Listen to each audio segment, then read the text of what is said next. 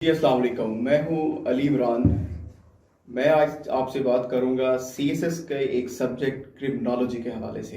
Criminology एक इंतहाई नया सब्जेक्ट था जो कि 2015 से बाद कैंडिडेट्स ने ऑप्ट करना शुरू किया, लेकिन सीएसएस के जो कंपटीशन का एग्ज़ाम है इसके थोड़े से डायनामिक्स डिफरेंट हैं। यहाँ पे आपको वो सब्जेक्ट ज़्यादा सूट करते हैं या आपने इस तरह की सब्जेक्ट्स की सिलेक्शंस करनी होती है जो आपको आपकी एलोकेशन की तरफ लेके जाएं और आपको मैक्सिमम नंबर लेके जाएं। क्रिमिनोलॉजी के सब्जेक्ट्स के हवाले से कि क्रिमिनोलॉजी एक इंतहाई स्टेबल सब्जेक्ट है, प्रिडिक्टिव है।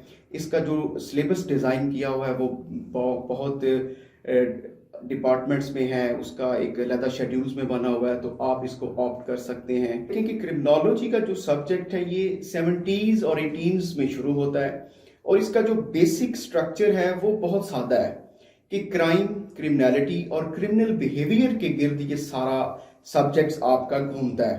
कि बेसिकली अगर आप देखें तो सोसाइटी है, उसके अंदर सोशल उसके डायनामिक्स हैं, सोशल इंस्टीट्यूशंस हैं, लोगों की एक्सपेक्टेशंस हैं, रेसिप्रोसिटी है, चेंज का अमल हमेशा जारी रहता है। तो इस सारे के अंदर ह्यूमन बिहेवियर के अंदर इस तरह का एक एक्शन है जिसको हम क्राइम कहते हैं। क्राइम की अगर हम क्रूड डेफिनेशन करें तो वो एक एंटी सोशल बिहेवियर है, या अगर आपको उसको लीगल एंड से देखें तो वो ब्रीच ऑफ लॉ है। जो सोशियोलॉजिकल पर्सपेक्टिव है वो ये कहते हैं कि सोशियोलॉजिकल पर्सपेक्टिव में आपको जाने से पहले हम डिस्कस करेंगे कि जो सोशियोलॉजी है उसकी जो मेन थीरीज हैं। फॉर एग्जाम्पल उसमें फंक्शनल स्ट्रक्चरलिज्म है, सिंबॉलिक इंट्रैक्शनिज्म है या कॉन्फ्लिक्ट थ्योरी है। तो जो एक सोशल इंस्टीट्यूशंस का कंट्रोल है अपनी इंडिविजुअल्स पे, ये वहां से क्राइम कहते हैं कि आता है। उसमें उसकी पॉलिटिकल काजेस भी हो सकती हैं, उसकी सोशल काजेस भी हो सकती हैं। इसी तरह अगर आप बायोलॉजिकल क्रिमिनल पर्सपेक्टिव्स को देखें तो वो मुतलका इंडिविजुअल पे सारा क्राइम देखेंगे कि उसकी जो बायोलॉजी है, जो उसकी बॉडी स्ट्रक्चर है, जो उसकी बॉडी ट्रेट्स हैं, या जो उसकी हेरिडिटरी जेनेटिक उसका कोड है, या जो उसकी न्यूरो साइंस है, वहां से वो स्टडी करने की कोशिश करेंगे। दुनिया के अंदर कोई भी सोशल फिनोमिना उसको थ्योरेटिक बैकग्राउंड में जिस तरह भी एक्सप्लेन किया गया है वो मुकम्मल सच या मुकम्मल झूठ नहीं होता। एक खास पार्टिकुलर सेटिंग में और बैकग्राउंड में एक थ्योरी के पोस्टुलेट उस पर अप्लाई हो रहे होते हैं और एक जगह पे उसके नहीं हो रहे होते। तो कोई भी थ्योरी जो क्राइम को बताएगी कि सोसाइटी में क्राइम क्यों हो रहा है, तो वो हमें नहीं पता कि कितनी उसका रेशो किस हद तक ठीक है। हमें सिर्फ ये पता होगा कि ये एक पर्सपेक्टिव है, एक ये पर्सपेक्टिव है और एक तीसरा ये पर्सपेक्टिव है। तो इसी तरह हम ये जब थ्योरेटिकल पर्सपेक्टिव से आगे जाएंगे कि जो जुवेनाइल डिलिक्वेंसी पाकिस्तान के अंदर है, तो क्या उसको जो डील करने के लिए हमारा क्रिमिनल जस्टिस सिस्टम है वो उसको इफेक्टिवली डील कर रहा है या नहीं डील कर रहा। तो देखें, एक तो जुवेनाइल डिलिक्वेंसी के हवाले से हमारा क्रिमिनल जस्टिस सिस्टम हम डिस्कस करेंगे। एक जनरल जो हमारे जुवेनाइल डिलिक्वेंसी से अलावा जो अडल्ट क्रिमिनल्स हैं उनके लिए, तो ये आप याद रखें कि दुनिया का कोई भी सिस्टम है उसका जो पोस्टुलेट्स मेन एरियाज हैं क्रिमिनल जस्टिस सिस्टम के वो चार ही हैं। उनमें एक पुलिस, प्रोसिक्यूशन, जुडिशरी और आपका प्रिजन। अच्छा, ये जो क्रिमिनल जस्टिस सिस्टम का मैकेनिज्म है, अगर आप इसको गौर से देखें तो इनको चलाने के लिए भी आपको कुछ रूल्स एंड रेगुलेशन और लॉज की जरूरत होती है। जिस तरह के पाकिस्तान के अंदर जो पुलिस है वो एफआईआर, जब कोई क्राइम ओमिशन हो जाती है तो रजिस्ट्रेशन ऑफ एफआईआर से बात शुरू होती है, तो वो पीछे उसके कोई ना कोई कानून होता है जो कि पाकिस्तान में पाकिस्तान पिनल कोड है, पीपीसी। अब प्रोसिक्यूशन ने वो आगे जाना है तो उसके लिए भी एक सर्टन प्रोविजंस है। फिर वो आगे जब अदालत में ट्रायल चलना है तो वहां पे भी जाके सीआरपीसी आ जाएगा जो क्रिमिनल प्रोसीजर लॉ है। तो इस तरह के बहुत सारे प्रोसीजरल लॉज हैं क्रिमिनल जस्टिस सिस्टम के अंदर, जिसकी वजह से हम वो जो हमारे अडल्ट क्राइम क्रिमिनल्स हैं उनका ट्रायल करते हैं, जो जुवेनाइल हैं उनका ट्रायल करते हैं।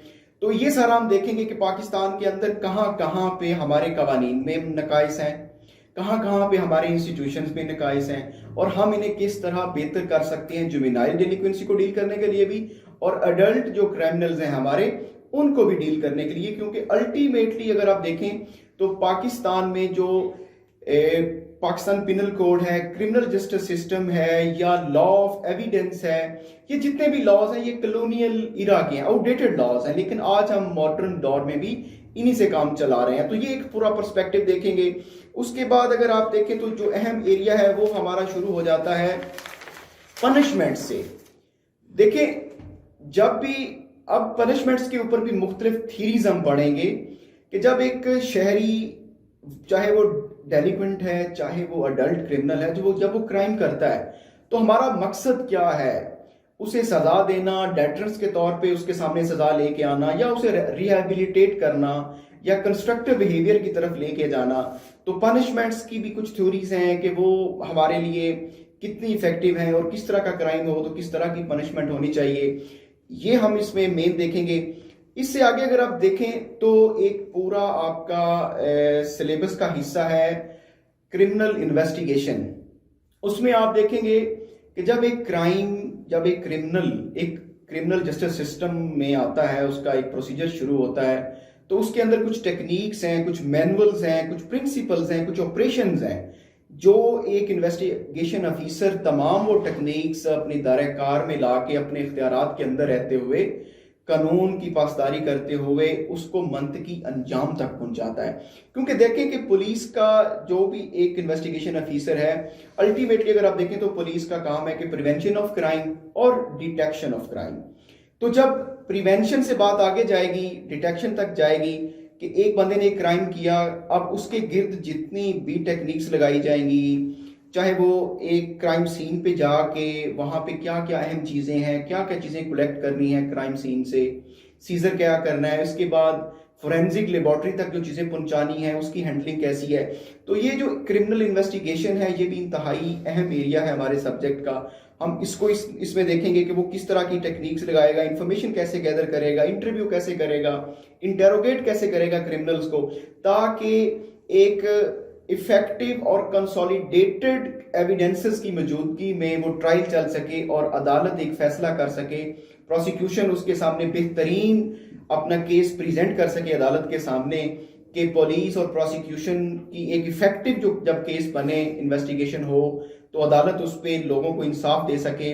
जो विक्टिम है या जो एक आपका मुल्जम है, उनके दरमियान जो भी कॉन्फ्लिक्ट है, जो भी क्राइम हुआ है, जिसका भी कोई ट्रस्ट ब्रीच हुआ है, जो भी उनका कोई लेन देन है, जिसकी भी कोई इंजरी है, तो वो एक सेट पैटर्न के मुताबिक, जस्टिस के मुताबिक उस डिस्प्यूट की रेजोल्यूशन हो। तो इसके बाद अगर आप देखें तो फिर हमारा जो आखिरी एरिया है वो भी बहुत आसान है।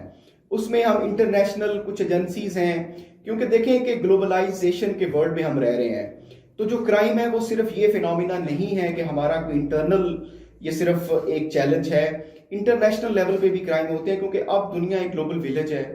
तो एक ग्लोबलाइजेशन के अंदर जिस तरह आपने देखा कि इकोनॉमी की एक पूरा सेटअप है, पॉलिटिक्स का एक पूरा सेटअप है, इंटरनेशनल लॉ है, तो इंटरनेशनल लेवल पे भी क्राइम को देखें, एक टेरिटरी पे क्राइम होता है, जो क्रिमिनल्स हैं वो क्रॉस बॉर्डर चले जाते हैं, और कई दफा ऐसे होता है कि एक कंट्री में बैठ के दूसरी कंट्री में क्राइम हो रहा होता है। तो इनको डील करने के लिए यूरोपीय यूनियन लेवल पे उनका एक पुलिसिंग सिस्टम है, इंटरपोल का एक सिस्टम है, यूएनओ लेवल पे एक पुलिसिंग सिस्टम है, जिसका अल्टीमेटली मकसद उनका भी एक इफेक्टिव रेजोल्यूशन ऑफ क्राइम ही है।